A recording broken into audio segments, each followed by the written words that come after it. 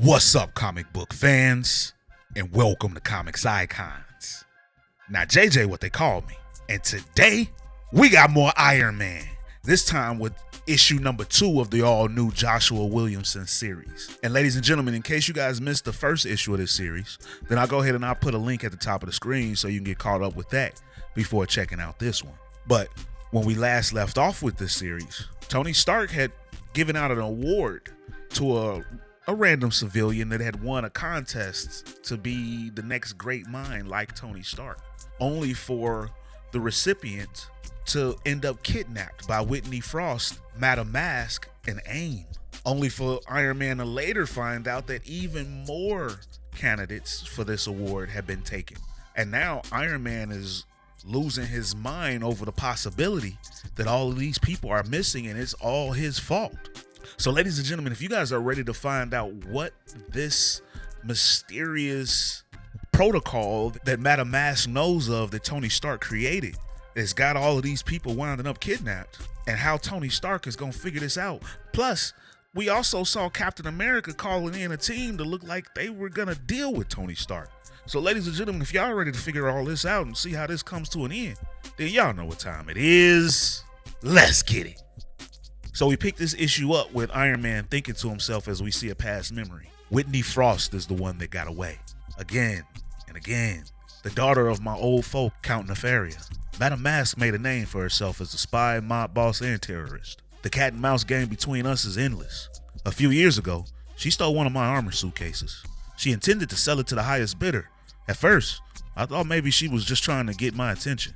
But no, it was real. And it led to a fight that went exactly as they always do, with the two of them in bed. And as he lays there in bed telling her that they've got to stop this back and forth, she's like, you love it. You're turned on by the danger of forbidden fruit. And what would your Avengers friends think of you anyway? And he's like, I'm not worried about their judgment. But she's like, well, then what do you fear, Tony? What keeps you up at night? And he tells her, obviously, I worry about people stealing my armor. But honestly, my real nightmare is about another Tony Stark out there. And she's like, the idea that someone can be as smart as you scares you? Is your ego that fragile? And he's like, no. I mean, this is my biggest secret. I didn't just build the armor in that cave. I built me. I changed. I became someone else. The trauma of that experience forged me in that fire. And I worry that someone like me could go through that same thing, and instead of choosing to be a hero, they would be selfish, mean. And then I worry about what weapon they would build to escape. So actually, I created a plan in case that were ever to happen. And she's like, well, don't you ever stop overthinking everything? And he's like, nah, not at all. Round 2. But then we pick up in current day at the Latvian embassy in New York City with Captain America. And Tony Stark has joined along to fight some Latvian types. And as Stark is going over this story with Captain America, Cap's like, are you telling me that this whole world is in danger because you couldn't keep it in your pants? And Iron Man's like, oh, like you ain't never had a bad run-in with a femme fatale. You ain't the Boy Scout all the time, Steve. And meanwhile, while Steve and Tony are having this conversation, they're fighting these Latvian guys and these dread squires. But it's nothing. They're just fodder at this point. It's all about the conversation. And although Cap is trying to focus on the fight and he's trying to tell Tony to maybe let's table this conversation for a little bit later, Stark ain't got time for all that. And he's like, I need to know where AIM is now. So Cap tells him they seem very scattered, aimless, no pun intended. I can give you a list of AIM bases, but I doubt it's anything you don't already know. But in that moment, Stark gets a phone call.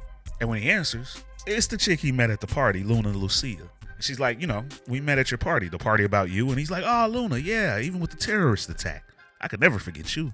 How did you get this number? And she tells him, your personal chef is an old friend of mine and she owed me a favor. Stark's like, that must be a hell of a favor. Meanwhile, Cap's in the background still fighting these dread squires. And he's like, really, Tony? You really gonna take this phone call? You really about to take a date while I'm out here fighting? And she's like, I'm sorry, I should have texted. Are you working? And Stark was like, don't worry, that's just Captain America. She's like, I knew you were gonna be a name dropper. But listen, I feel like you might be a bit too action-packed for me. But I thought, what the hell? So I'm shooting my shot, which of course Stark loves. And she's like, how about dinner tomorrow night? And he tells her, great, I'll make a reservation. And she's like, hold on, Tony. I don't know if I trust your taste in restaurants. Well, then you pick and I'll send a car to get you. And she's like, well, how will you know where I live? He's like, well, I could just have my people find out, or you could just text me. So she does that and hangs up the phone. So, even in the face of combat, the game is still strong in Mr. Stark. But Caps now, he's like, let's talk. You said you wanted to talk. Let's talk. So Tony tells him, oh boy, you about to teach me about the birds and the bees? But as he scours over the armor of these guys they just knocked out, Stark is like, this armor, Dread Knight is using a different kind of wire mesh to keep the joints flexible within the armor. I can use that. Meanwhile, Cap's like, don't deflect. With everything going on in the last few years, you've been through a lot. Health issues, failed marriages, failed businesses. I saw you a few weeks ago and you were clearly lost in your head, which worries me. And Stark's like, you worry too much, Cap. And Cap's like, you don't? And Stark, as he walks away, he tells him, you're a good friend, Steve. I'm fine. Just stressed about Madame Mask and the people she kidnapped. Once I find them, we can grab coffee and catch up. I promise. And as he leaves, Cap radios into someone else. Hey, I talked to Tony.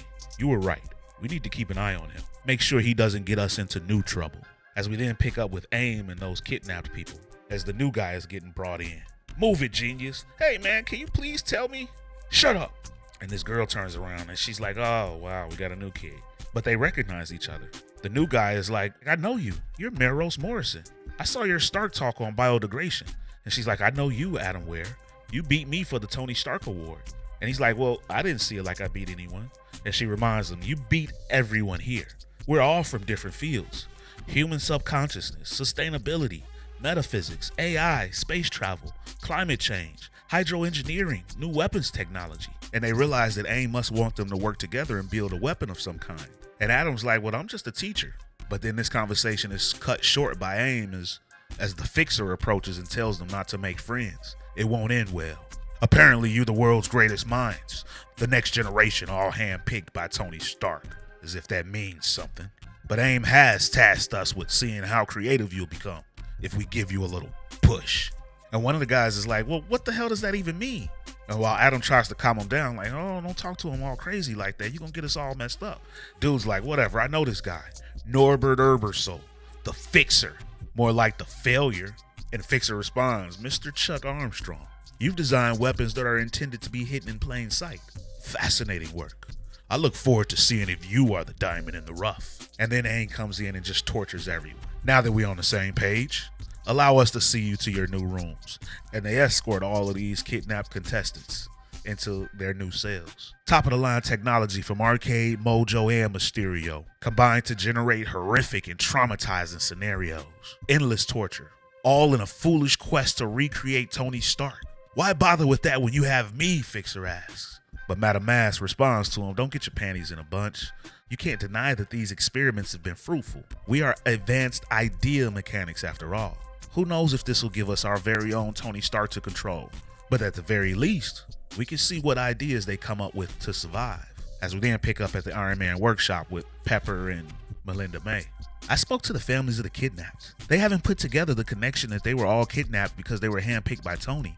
I don't like withholding that information from them for long, Pepper tells May.